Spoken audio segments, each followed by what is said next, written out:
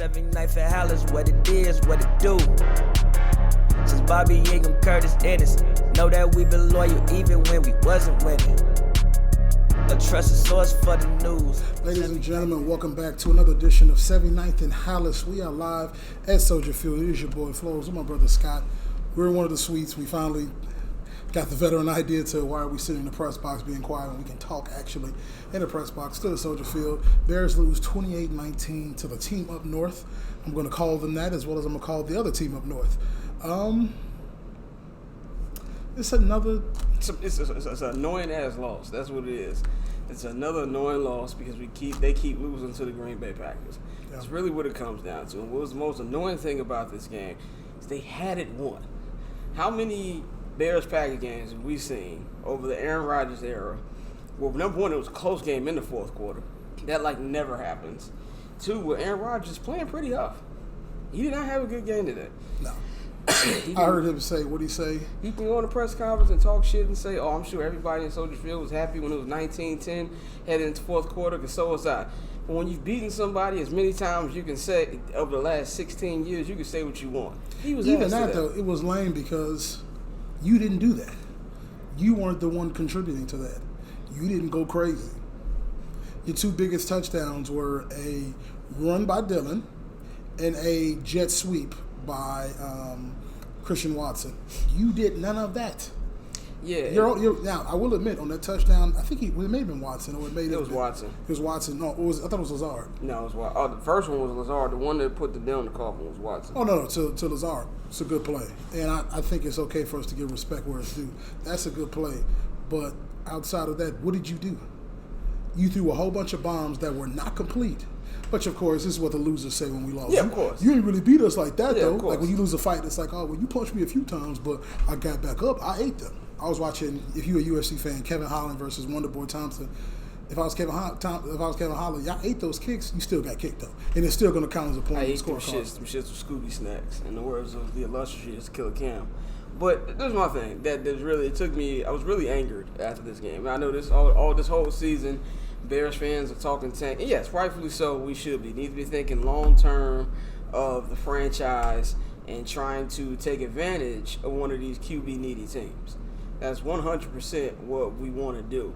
And from that perspective, I'm sure in April when we're sitting in Barbecue City in Kansas City, we're not going to give a damn about this. We're like, man, we can go up here and we can finesse one of these QB-needy teams. The Lions lost. The Lions won again today, so they're going to need it. They beat the crap out of the Jags. One thing in the tank wars that Bears fans need to look at, we need the Broncos. I need to stop saying we. They need the Broncos to win one more game. Broncos almost won today. They should have won today with Lamar Jackson being out. 3-9. Yeah, 3-9. So, but let's say if we finish with the same record because the strength of schedule, they get the second pick, we get the third. So we need them to win one more game. Thankfully for us, next week they go to SoFi Stadium and play a Los Angeles Rams team that will have no Matthew Stafford, they will have no Cooper Kupp, there will be no Aaron Donald, and there will be no fraud Allen Robinson. So that will be an opportunity for them to win the game. So either way, even if the Bears finish at 3, you can still finesse one of these teams. There's no guarantee that the first 2 picks are going to be Bryce Young and C.J. Stroud. And even this, who's the other quarterback who's starting to mysteriously be talked about now? I think it's Kentucky's quarterback. Yeah. So to me, if you land in the top 3, trade the pick. If you're 4 or 5, go with best player available, which we all know is going to be Jalen Carter from the Georgia Bulldogs. I wouldn't have a problem with Will Anderson Jr., even though my brother here doesn't like small defensive ends, which I understand. But back to this game, I understand everybody talking about the tank wars and things like that. Keep your eyes on the prize. I'm just tired of losing to these motherfuckers. I'm tired of losing to the Packers. I'm tired of it. You know, the whole thing that comes with it. It's been if you are a Bears fan who were born after 1988, if you were born 88 or after. Will Levis, I found him. Will Levis, yeah. If you were born in 1988 and after, you know nothing about the Bears' dominance over the Packers. All we know is pain. Outside of that little 4-year span during the 11 years, we would kick the shit out of them. They've been losing to them the whole time, especially in the Aaron Rodgers era. What made this was so annoying? You had them there. Yep. Now, you know, there's multiple ways we can talk about this. 3 things I really want to talk about this game. Number one, Justin Fields. Justin, I think he looks fine. He was in the press conference cracking jokes. Usually Justin's pissed. Justin looked like he was in a good mood. So, injury-wise, he's fine. He said he aggravated just a little bit, but he's fine. He had no shots because real men don't take shots. And, passing-wise, he said he was the most comfortable he felt passing the football since he's been a Bear Pale. That's how I felt, too. We saw 3 big, deep balls. They kind of reminded me of him being back at Ohio State, which is good. And from the pocket, for all these people out there, he's learned how to throw from the pocket. Threw from the pocket very well today. I think it was only, one design run. There was a couple other runs. Only 6 carries today. Only 6 carries today, but most of them were just, scrambling. Even on that run, that was an RPO. It was a run pass option. That's why you saw him holding his hand with the ball right here. Yep. Running like this, which is the prototypical I'm about to throw. Yeah. But then he realized, okay, I have a end or it may have been a linebacker who bites, and I'm going to juke him out of his socks and I'm going to get a first down. Yeah. It turned out to be touchdown. And on that run, he was slow. Yeah, he said in the press conference he was slow, which I wanted to laugh at. I asked that question because he said it 2 weeks ago, my legs felt heavy. So how did he feel today? He's like, I felt slow. Yeah. And he looked slow. Yeah. But his slow is 20 miles per hour. But here's the thing, too. Like, with the interceptions, and I know we're going to get a lot of talk pieces from out there. And that's something I think Bears fans have to deal with. Me, too, because I protect Justin like he's my nephew. The first pick, I don't want to say they threw EQ under the bus, but they kind of threw EQ under the bus in the press conference. Justin and Flus was like, yo, you got to come get that ball. What was one thing we've seen over the last couple weeks from Bears fans, media members, we've been saying, Justin's got to throw the confidence throws. What's the word I'm looking for? Anticipatory timing. Yeah, the anticipatory timing. It's like throws. I was watching Trevor Lawrence today. If you look at his stat sheet, I want to say he was 17 for 31, 179 yards, 1 touchdown. However, his rating was 82. Justin's was like a 78. 2 interceptions. What is that letting you know? That means Justin was taking more shots. Justin's was taking more anticipatory throws, more riskier throws, and that's why it wasn't, even on 2 interceptions, it wasn't sunk. I want to see how many yards he had. 254. 254. 20 of 25, 254. He had 2 bad passes outside the interceptions to Claypool that were all like bubble screen or wide receiver screens that just weren't there. The interception to Equiminius has to come back to the ball. I don't think that's a shocker. Yeah. And then the one to Rasul Douglas picked off, I know Justin wanted to make a play because it's a garbage time. That's a garbage time pick, man. That being, because you'd have to get the touchdown, get the 2-point conversion, get the ball back. Yeah. Unlikely. Then score again. But even, it's not impossible. It's not impossible, but it's not But likely. even in that specific situation, I still want to see him throw with intelligence and say, that's not there. I'm gonna run the ball up because we got three timeouts. I'm gonna run the ball forward. I have it there. I'm gonna take it up there. But of course, he also knows his shoulder's not 100%. Yeah. And he doesn't want to take a shot.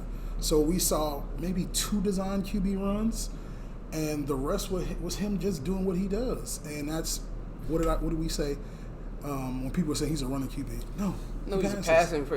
I think the thing that's kind of annoying me, it's very annoying me, is he's running out of necessity. He didn't even run this much in Ohio State. No, I think he had 136 carries was his highest. He's leapfrogged that here in the NFL. Yeah, but there's also been like this conversation we've been seeing over the last couple of weeks of the old head take. I didn't hear the broadcast last week between the Bears and the Jets because I was actually at the game, but they played a lot of the old and I think it was Moose Johnson and I forgot the dude who was in the booth with him who was saying, they were really talking about the old way that quarterbacks play.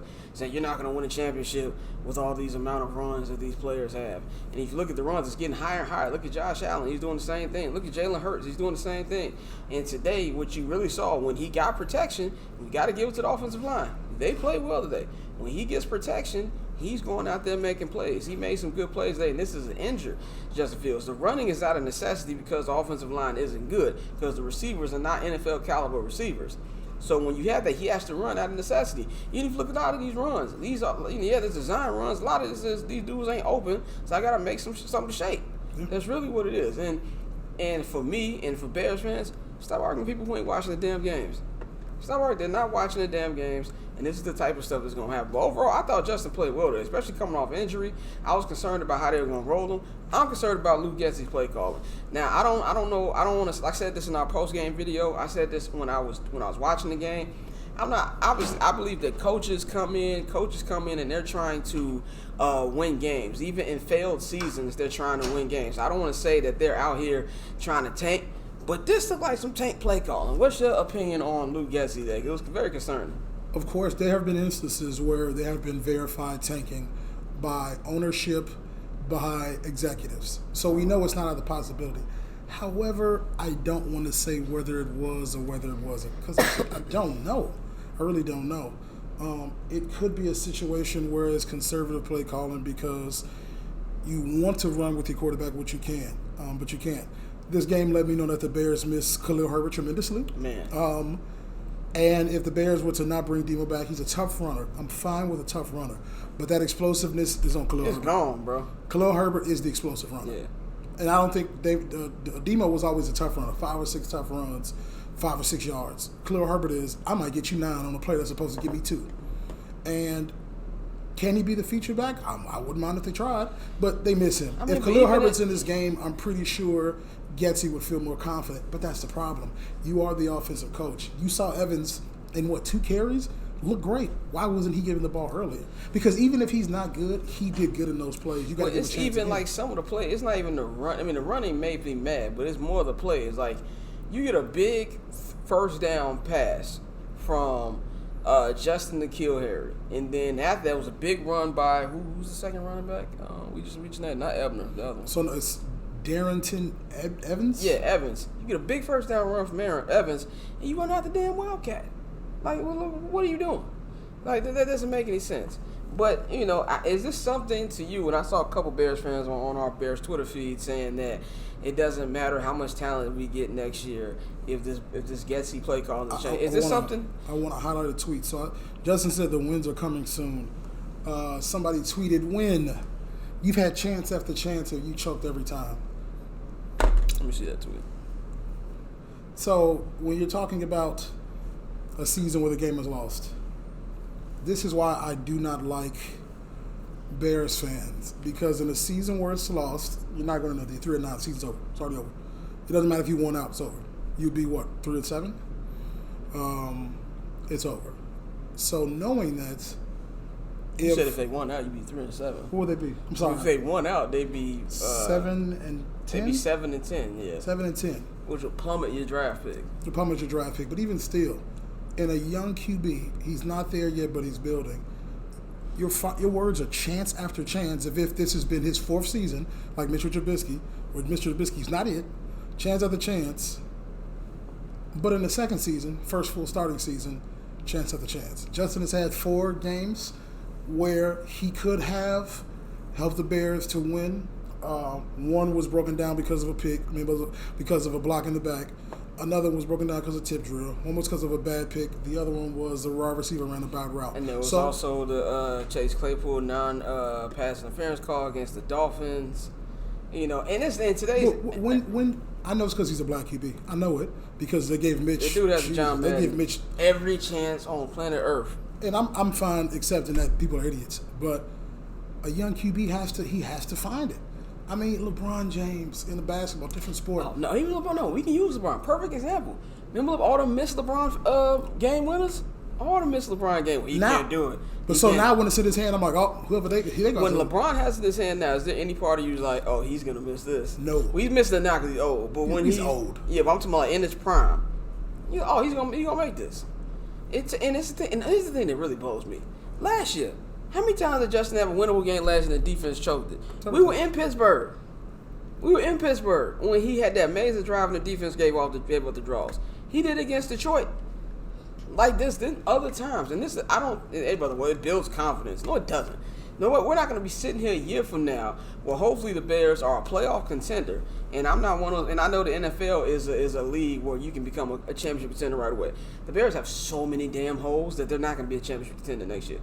Next year, if they're a playoff contender, that's amazing. So we sitting here a year from now, and the Bears are playing meaningful games, and they're a playoff contender.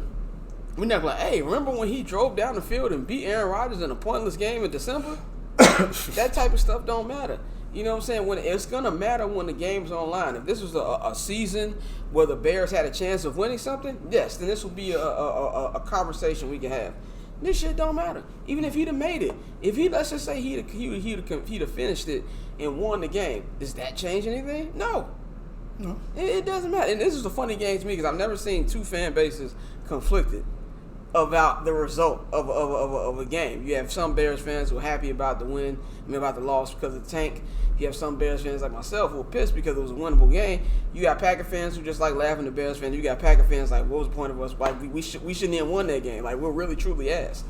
Like so. But my question for you is: you have any concerns about Getsy's play call long term though? I'm gonna always have concerns, but as of right now, he gets the benefit of the doubt because it seems he can put together plays before he gets to the opponent's 30. I mean, good plays, damn good plays. And he has a quarterback who is dynamic, electric enough to make plays when stuff breaks down. But if he doesn't have all of his pieces with him, this would be a fresh offensive line, all of your receivers, Khalil Herbert with Demo and a healthy Justin. He has no backup. And so the situation where, okay, I might have run it with Khalil Herbert for an explosive yard. Okay, it's 3rd and 2. I'm gonna run with Demo for a tough gain. All right, then I'm gonna run a bootleg to the short side of the field, long side of the field for Justin to get a touchdown to Cole Kmet. If he doesn't have that, it's oh my God, I don't know what to do. He's a young play caller. He was a part of a conglomerate within Nathaniel Hackett, LaFleur, and himself. It's clear offensively. He's produced one of the best offensive out of those three because Hackett does not know what he's doing because the Broncos only managed 9 points again. That's a terrible offense. It's a terrible team. It's not just Hackett. Russ is. And the Bears, the Packers aren't a good team. Yeah. So he still has redeemable qualities. I'm just not 100% sure if I'm ready to say that he's bad, yet I'm concerned. He gets another season because I still think there's good there. Whereas Bears offensive coordinators in the past, outside of 1 year, there was not good. I like the Bears offense this year because it lets me know it can be dynamic. Justin's going to find them people they can run. And on top of that, offensive line played damn good. Yeah, offensive line played damn good. My thing with those... Man, I'm literally going right now to Justin stats. didn't get sacked, did he? Justin, no team got a sack. Yeah, no team got a sack. To me, it's just like, I can't really say, like, it's concerning, but, like, I can't say it's concerning long term because, like I said, it's a season that don't matter. Like, I really feel like he was just, let me just see if I can run some plays from the playbook. Like, I just don't think he's going to call that type of stuff next year. He might be bad. I'm not saying I just feel like with sports, not just with the Bears, with sports, fans always need to find somebody to blame. And by the way, I'm not taking Getsy off the hook. I thought he was god-awful today. This was his worst game as a play caller by far. He's a rookie play caller. You're not going to wake up one day and get Andy fucking Reid. That's not how this rolls. So you got to give him time. This whole process. Now, no Bears fans want to win. We've been watching mediocre football forever. But like Justin said today, the wins are coming. Be patient. You just got to wait a year from now. And I honestly think this is the last time we're going to see Aaron Rodgers at Soldier Field as a Green Bay Packers quarterback because I think he's either retiring or he's going to ask for a trade. I just don't see him coming back in the same mess. Now, I know that he's owed $60 million next year, but Aaron Rodgers is a guy who I don't think he really gives a damn about that. No. And I just can't see him standing in this mess. So I think that's the most irritating part for me as a Bears fan is we didn't get to send him off with a loss. And he owns the team. He owns the team. We walked to the stadium this morning, and some dude was getting the elevator was like, he doesn't own us anymore. And me and Joe was like, This is the exact look. Yeah, we did the Larry David. Because it's okay to admit he's been killing his team. Because it's okay because what else are you going to say? Yeah. Are you going to lie? You going to lie and say, no, man, he ain't doing that? Yes, he is. Well, he ain't won no Super Bowls since Obama. Yeah, but he won one. Yeah, he won't. At the end of the day, you gotta face the music, man. That's just really what it comes down to. My thing is, it's like Michael Jordan, what he did to Cleveland. He beat them his entire career. There was no redemption. There was no, we got him this time. No. As soon as he got into his prime, as soon as he started heading to the conference finals, you didn't beat him in the playoffs. Yeah. It's just that simple. You lost every time, every single time. In the 90s, you got nothing. You lost. But 5 years, was it 5 years later? Because LeBron came in 2003. Oh, you talking about like in like late 90s? Yeah, because Mike left in because the Bears didn't lose. Yeah, LeBron got drafted in 2003, and then Cleveland started kicking the Bears' ass forever. after that, pretty much. And so, and then they end up winning the championship. So, and but it took a whole new person in LeBron James to change that. If you're looking change for the fate, and what did LeBron do? Beat the crap out of the Bulls every year. And who's all LeBron? Justin Fields. Here's the silver lining that you can look at. I hate that you said that. It is what it is. I hate that you said that, brother. It is what it is. Silver lining is this. And Packer fans know this. They can laugh their ass off, and it's over. It's literally over. It's like because you know what? It's not unlike Ohio State and that team up north. Because I'm not going to mention their name. Michigan's young. They might dominate us for quite a while, and I can't stunt. When they planted that flag, I was like, "What am I supposed to do? Get mad at them?" A few Buckeye fans were like, "Y'all some lames. We ran in 2010s." I was like, "That was back in the day." I was like, "That was back in the day." What the way my man, the honorable Slim Charles once said in the greatest TV show of all time. What Bodie told him, "Man, this is the old days. Think about the old days. The old days. It's over with. It's over. So, and Packer fans know this. That's why I said if you were Michigan and you were a Michigan fan telling that to me, I'd be like, yeah, you're right. Who knows what happened? You may dominate us during the 2020s. I don't know. Yeah, we dominated you in the 2010s, but what does that matter now? We're not in 2019. We're not in 2010. We're not in that anymore. And so this is the future. So, it just kind of is what it is. And what I am concerned about is Cairo Santos. This shit gotta stop. We've been playing like ass for last month. Like, you cut off my point. My bad. I thought you were done. Go back to what I said. Go ahead. Unlike Michigan, the Packers are not in that position. They're on a downtrend. You had 2 back-to-back Hall of Fame quarterbacks. You do not have that now in Jordan Love. Right now, the top quarterbacks are C.J. Stroud, Bryce Young, out of order. Bryce Young, Hendon Hooker out of Tennessee, Will Levis, maybe Duggan from TCU, though I think he comes out next year, and maybe Anderson from Florida. He's like prototypical, like 6'6", but he kind of stunk this year. And then there's my man's from like that Kansas State. I can't remember, but they might start looking at that position because I don't think Jordan Love is it. But you're not like Michigan. They're going to give Jordan Love a shot, though. Of course they are. You got to give him a shot. On top of that, they're cheap, and you're not like the Michigan, you're the Packers, you're on a downtrend. But what do we Bears fans do? They're right. They won. Because if we won, what would we be doing? If they the Bears won, we'd be talking shit. We talking shit. Like, we put the nail in the coffin and all that. Here's my thing. This whole thing is that the tide is changing. The tide is changing with this, and we just gotta be patient. That's just really what it comes down to.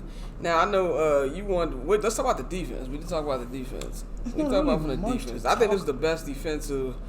You have people like Elijah Hicks, DHC, DeAndre Houston Carson, Jalen Jones coming in because you had Jaquan Brisker, Kyler Gordon, Eddie Jackson, Kendall Vildor out. Yeah. And so that's an entirely different secondary. Yeah. They played their tails off. Outside of one play, which was the either it was Lazard touchdown in the end zone when it was like 4th and 4, and Aaron Rodgers scrambled. Outside of that, they played a really good game. D-balls, nothing was there. The Christian Watson end-around jet sweep, I'm not sure I'd blame that or I'd blame it on the linebackers. It's just they committed to the run. Yeah. But if it's one thing I know, the Packers love trick plays. The Packers love running plays that are aggressive when it's unexpected. So, it's nothing really much to talk about other than they did a good job. But I'm interested to see for depth-wise, is there something in there? Jack Sanborn played his tails off again. I was talking to Herbert. I don't know if he's your starting middle linebacker. I don't know about that. I don't think middle linebacker is a premium position anymore. Exactly. And I think that he's at least earned an opportunity to be the starting middle linebacker going forward next year. And if he ain't that guy, he ain't that guy. You can go out there. And this thing that, everybody I know a lot of people ain't talking about with the Bears cap space, you ain't got to spend it all this shit. Like, you don't have to spend it all this shit and just be spending shit to be spending shit. So it can boil over and you can, okay, we got this and we can go and look at it next year. So to me, I loved what I saw from the defense today. I thought they were going to get ran. Me and you was both like, this game going to be over by halftime. They're going to put up 40-plus points. They played a great game. For the first time all year, I do not put this loss on them. This loss to me is 100% on the head of Luke Getsy, 100%. Chase Claypool. How long? I know seen some Bears feel like we need to see more of him because it's a second round pick. He's targeted like 8 times. And then they starts to get a connection before he got hurt. But this thing, I don't think we're gonna really know what we got in Claypool until like mid next season because I think we'll see these final 4 games because Justin is forced to get he doesn't have Mooney. He's forced to get not a chemistry with him. Cole Kmet they were keying in on Cole Kmet, which shows how good Cole Kmet is. But as of right now, he has no choice but to throw to Claypool. I like what I saw to Claypool. They're like 4 receptions, 54 yards. That fumble, I don't think it was a fumble because I don't think it ever should have been called a fumble on the field. From that coach's angle, that referee umpire's angle, line judge, you got to say that's down because they didn't say play confirmed. They could call it stands because there wasn't enough time to overturn it. He was down. I'm not going to call that on him. And he's a big target. I'd like to see Justin keep doing it because Justin did what you wanted today. 2 trust throws. That N'Keal Harry one was definitely a trust throw. And, he wound up and just showed his arm skills off. So, I'm happy with the defense. I'm happy with what the offense did with what they were given. Yeah. Luke Getsy has a lot to answer for. And the unfortunate part is he won't answer for it this week because we have a bye week and Halas Hall's closed this week. So that's really it for me. Get off the hook. That's all we gotta say too. I know. Well, before we wrap up, I know you said you wanted to highlight a player for each week. What player? So right now, I want us to focus. This is just brief, 30 seconds. Jalen Hyatt. He is a conundrum because before Hendon Hooker got there, he was making no splash on the receptions, the receiving yards, the touchdowns. This year he's at 1,600 yards, 15 touchdowns. I have to fix my error. I think the other day I said 900. I was completely off. He had a monster season. Is he a number 1 receiver? This thing to me, and I was asking you because you know more college football than I do. I've been paying more attention this year because the Bears have so many damn picks.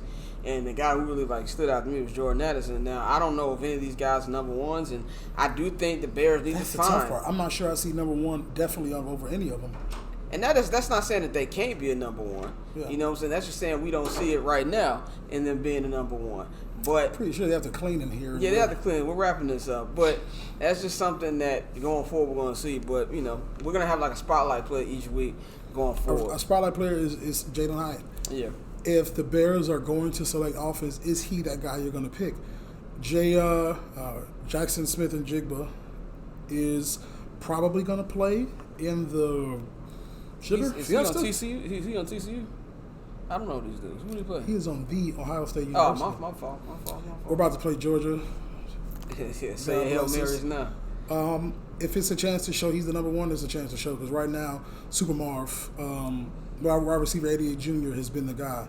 So I'm looking forward to see what he can do. Jalen Hyatt, I'm not sure what bowl he will play in. Hendon, of course, is out for the season with an injury. But who's the receiver kid from TCU who's been killing? He's like the number 1 ranked receiver right now. I'm not sure. He's not the number 1 ranked receiver though. Well, it's some on a couple mock drafts, but whatever. But we're gonna wrap this up because Clinton Crew got to come in and clean up these suites in here. A lot of these motherfuckers. I was wrong. Quentin Johnson. Yeah, Quentin. Yeah, Johnston. There's a lot of other popcorn on the floor right now. If we weren't where we at, I would say something. But anyway, you want to follow us on Twitter at BarberChairScott, at FlowsAndalini. We'll be no pod next week, obviously, because it's a bye week. I will be having a great Red Zone Sunday. Only got 4 more games. We got 4 more games left. I'll be at 3. I'm not staying for the last game against Minnesota. I'll be in beautiful California by then. But yeah, man, that's really what it is. It's a tough season, but good times on the way, man. So, episode 213 of 79th and Halas. So we'll holler at y'all in 2 weeks, man.